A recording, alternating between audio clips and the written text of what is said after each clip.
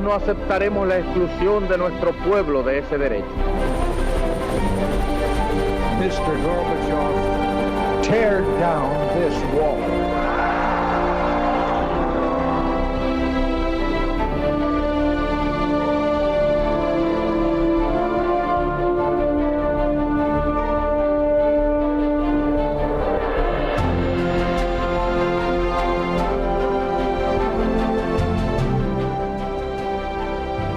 Buenas noches, señoras y señores, bienvenidos a Tiempos Modernos. Tradicionalmente el siglo XVIII ha sido considerado como un siglo menor en la historia de España, seguramente por comparación con la grandeza de los siglos inmediatamente anteriores. Pero nuestro XVIII es un siglo de enorme presencia internacional de España. Durante casi todo el XVIII España es actor principal de cuanto acaece en el mundo. Los pactos de familia que unen a Madrid y París articularán buena parte de esa política. Con la llegada de la dinastía Borbón a España, en 1701, la política exterior española se reorientó de modo decisivo. Aunque tras la Guerra de Sucesión se acordó que España y Francia nunca se convertirían en un mismo reino, la tradicional cercanía entre Madrid y Viena fue sustituida por la de la capital española y París. El resultado final de la Guerra de Sucesión no solo fue la amistad con Francia, sino la enemistad con Inglaterra, que ya compartíamos con nuestros vecinos del norte. Las imposiciones británicas, como el navío de permiso y las conquistas de Gibraltar y Menorca, aseguraron que esa enemistad perviviese durante siglos. La cercanía con Francia se concretó en 3 pactos a lo largo del siglo XVIII, que se conocieron como pactos de familia, dado que la familia Borbón reinaba tanto en París como en Madrid. El primer pacto de familia se suscribió en 1733 en el Escorial y el objetivo fue el de hacer frente común contra Austria, ya que Felipe V quería recuperar las posesiones italianas que había perdido a manos del reino Habsburgo en el Tratado de Utrecht, mientras que Luis XV, el monarca francés, casado con la segunda hija del rey Estanislao de Polonia, aspiraba a imponer a este en Varsovia en el marco de la Guerra de Sucesión polaca. El resultado del primer pacto de familia fue favorable a España, por cuanto Felipe V consiguió una parte sustancial de sus objetivos, mientras que Luis XV vio frustradas sus expectativas. El segundo pacto también tuvo lugar durante el reinado de Felipe V y se firmó en Fontainebleau, 10 años más tarde, en 1743, con motivo de la Guerra de Sucesión de Austria a la muerte del emperador Carlos VI. Los objetivos de Felipe V eran los de recuperar el resto de posesiones perdidas a manos de Austria que no habían sido recobradas por el primer pacto. De nuevo, el dios de la guerra sonrió a España al derrotar a los austriacos en Italia y a los ingleses en América, pues la guerra se extendió hasta el Caribe. Fue entonces cuando se produjo la llamada Guerra de la Oreja de Jenkins, con el conocido episodio del asalto británico a Cartagena de Indias, frustrado por Blas de Lezo. Sin embargo, algunos de los objetivos básicos, como eran la reconquista de Gibraltar y de Menorca, no se consiguieron. El reinado de Fernando VI, sucesor de Felipe V, fue decididamente neutralista. Para no verse arrastrado ni por Francia ni por Gran Bretaña, levantó una potente flota. Por una parte, se desligó del pacto con París y por la otra, retiró a Londres la concesión del navío de permiso. El tercer pacto de familia fue formado en 1761, ya con Carlos III en el trono. Aunque al principio las cosas no fueron bien, la guerra terminó también exitosamente, recuperando España la Florida, que había perdido, y también Menorca en 1782, mientras combatía a los británicos junto a los colonos norteamericanos, que finalmente conseguirían la independencia de la metrópoli. Solo el estallido de la Revolución Francesa y la decapitación de Luis XVI liquidó la alianza franco-española, basada en la identidad dinástica. Aunque bajo Carlos IV Godoy trataría de recuperarla, lo haría en términos de abierta subordinación de España a Francia. Don Jorge Álvarez, muy buenas noches. Muy buenas noches. Bueno, estábamos hablando el otro día de la política, el otro día en sentido de Fray Luis de León, hace 2 o 3 meses, antes de las vacaciones, de la política española del siglo XVIII y reivindicábamos esa presencia española durante el siglo en la política internacional europea, ¿no? Pero indudablemente toda esa política exterior viene condicionada por el Tratado de Utrecht, que digamos que en lo que hace a España desde luego es determinante. Sí, completamente.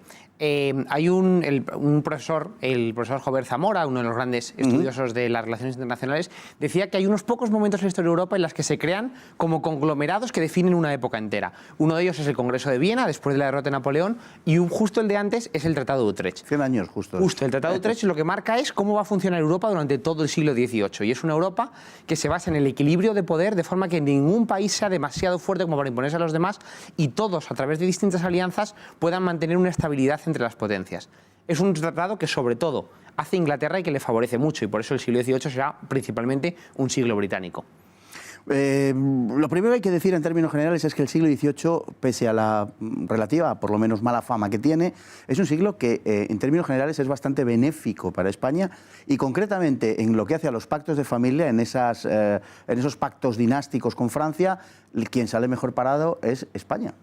Completamente. Es verdad que cuando empieza el siglo, la verdad es que nos pintan muy mal las cosas, porque el Tratado de Utrecht, el gran perdedor sin duda alguna es España. Se reparten nuestras posesiones, perdemos gran parte del Imperio Europeo en Flandes y en Italia, y parece que España queda marginada del sistema internacional. Pero a lo largo del siglo XVIII, primero con la política de Felipe V, que se va a negar a aceptar Utrecht y va a entrar en varias guerras para marcar la presencia española en la política internacional, y luego con los pactos de familia que firma también Carlos III, España consigue verdaderamente convertirse en una potencia, la tercera potencia seguramente liza en términos de igualdad con Inglaterra y con Francia, y por ejemplo en el ámbito atlántico y el Caribe, la única potencia capaz de rivalizar con los ingleses. De hecho, los que salen perdiendo en el siglo XVIII son los franceses, que realmente se llevan la mayoría de los desastres de su lado, mientras que nosotros conseguimos muchos de los objetivos que nos planteábamos. El balance es francamente positivo para España. Además, el ejército español es un ejército poderoso, la Armada también lo es, sigue siéndolo, y si analizamos el siglo en su conjunto, España mantiene a raya a Inglaterra durante prácticamente todo el siglo. Y esto es una cosa que a veces se valora poco, teniendo en cuenta que Inglaterra es, como he dicho antes, el vencedor del siglo XVIII y Exacto. Es como la gran potencia.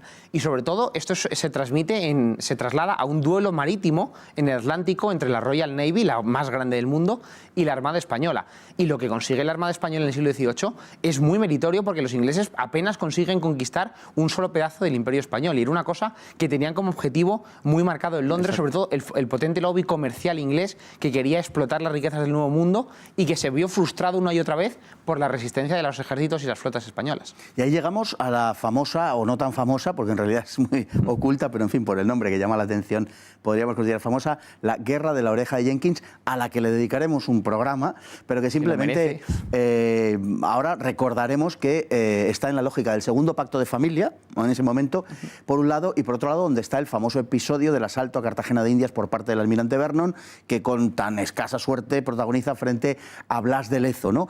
Bueno, es un momento, podemos decir, culminante de la historia militar de España. Es muy importante precisamente porque ejemplifica lo que comentábamos, en el sentido de que Inglaterra en esta guerra es cuando vuelca todos sus esfuerzos en intentar romper la América española. Y lo hace en Cartagena de Indias, que está en Colombia, y que permitía cortar todo lo que sería México del resto de España, de la América española. Si hubiera habido una capital en América, hubiera estado en Cartagena de Indias. Probablemente. Desde un punto de vista estratégico, Exacto. La Habana o Ciudad de México eran muy importantes, pero estratégicamente Cartagena cortaba en dos el Imperio Español. Eso. Y los ingleses despliegan la mayor flota de su historia para conquistarla, y gracias a la pericia de Blas de Lezo o del virrey Sebastián Eslava, Carlos de Snox, el jefe de los ingenieros de Cartagena, una serie de comandantes españoles que defienden heroicamente la plaza de Cartagena, Inglaterra tiene que retirarse de esa guerra sin conseguir ni una sola victoria, y frustradas sus ambiciones de romper ese imperio español en América que conservamos durante el resto del siglo. Es la mayor flota británica, porque ya podemos hablar de Gran Bretaña, es la mayor flota británica de la historia hasta el desembarco en Normandía, la mayor flota que se ha reunido y que cayó estrepitosamente ante la defensa española, como decimos, de Cartagena de Indias. Bueno, hay en medio de todo este vaivén belicoso del siglo XVIII hay un periodo, los 13 años de gobierno de Fernando VI, 1746 al 59, en donde se impone una política neutralista. Lo que pretende Fernando VI es recuperar una cierta neutralidad para poder construir una armada y para poder dedicarse básicamente al comercio. Quiere aislarse de las alianzas y de las enemistades. Sí, y aquí hay juicios bastante dispares porque es como como una cuña publicitaria casi, ¿no? Interrumpe completamente lo que es el siglo XVIII español. Tenemos una primera parte, que además son 50 años de Felipe V, que es un rey muy belicoso y muy antiinglés. Y luego tenemos a Carlos III, el mejor alcalde de Madrid, que es otro rey muy belicoso y muy antiinglés. Y en medio Fernando VI, que tiene esta política pacifista. Es cierto que muchos han dicho que era verdad, que le vino bien España en un sentido de recuperación económica, pero lo que parece también indudable es que Gran Bretaña se benefició mucho de esa parálisis en la que, por ejemplo, España dejó de construir barcos, lo cual hizo que esa competencia naval en el Atlántico perjudicase a nuestros intereses. De hecho, cuando estalla la Guerra de los 7 años, Francia es profundamente superada por los ingleses, entre otras cosas porque España, que siempre había estado ahí para apoyarla, se ha retirado de la política internacional. Es Carlos III el que va a romper esta dinámica de su hermano Fernando VI y volver a entrar en liza con la Guerra de los 7 años. En parte se achaca ese espíritu antibritánico, bueno, obviamente a su condición de Borbón, en el caso de Carlos III, pero también a que, siendo rey de Nápoles, la flota británica le infligió una gran humillación durante la Guerra de Sucesión Austriaca, conminándole a que se rindiera el puerto de Nápoles. Y nunca lo olvidó. Quienes bien le conocieron aseguraban que nunca lo olvidó, y parece ser que esto fue algo que le animó sobremanera en su acometividad contra los británicos. Sí, para él, su secretario, uno de sus hombres de confianza, Tanucci, que era napolitano, personalmente era partidario de la neutralidad, pero siempre decía, es que la actitud de los ingleses en la guerra ha enemistado al rey con ellos de por vida, porque incluso familiarmente fue un trauma para Carlos III, porque en ese momento, en la Guerra de Sucesión Austriaca, su padre, Felipe V, estaba luchando en Italia, y él desde Nápoles quería ayudarle y los ingleses le obligaron a permanecer neutral bajo amenaza de bombardear la ciudad. Entonces él tuvo que ver cómo su padre luchaba solo sin poder acudir en su ayuda. Y esto, sin duda alguna, influyó en la política más belicosa que recuperó Carlos III cogiendo esa herencia de Felipe V. También intervinimos en la guerra de independencia de los Estados Unidos a favor de los colonos contra Gran Bretaña, como no podía ser de otra manera, en un episodio muy peculiar al que también habrá que dedicarle un tiempo. Pero hay quien dice, yo creo que un tanto ingenuamente, que esta participación española en la guerra de independencia fue lo que luego justificó la participación inglesa, el apoyo inglés a los movimientos independentistas contra España. Yo creo que Gran Bretaña lo hubiera hecho con independencia de lo que hubiera hecho España con anterioridad. Efectivamente, es decir, a los ingleses no había que darles motivos para enfrentarse a España, ¿no? Siempre que pudiesen intentar debilitar el imperio lo iban a hacer. Es cierto que Estados Unidos, que se independizó gracias a la ayuda francesa y española, no fue luego un aliado, digamos, muy agradecido a estas potencias, y de hecho los estadounidenses colaboraron activamente en la independencia de nuestras colonias en América y supusieron una amenaza constante para la América española durante los años en los que convivimos con la República de los Estados Unidos. Entonces, es verdad que a largo plazo Estados Unidos no agradeció esta ayuda, pero en su momento, sin duda alguna, la independencia de las 13 colonias fue un golpe para Gran Bretaña como no lo había recibido en todo el siglo XVIII, y la presencia española en esa guerra marcó mucho la posibilidad de infligir esta humillación a Gran Bretaña.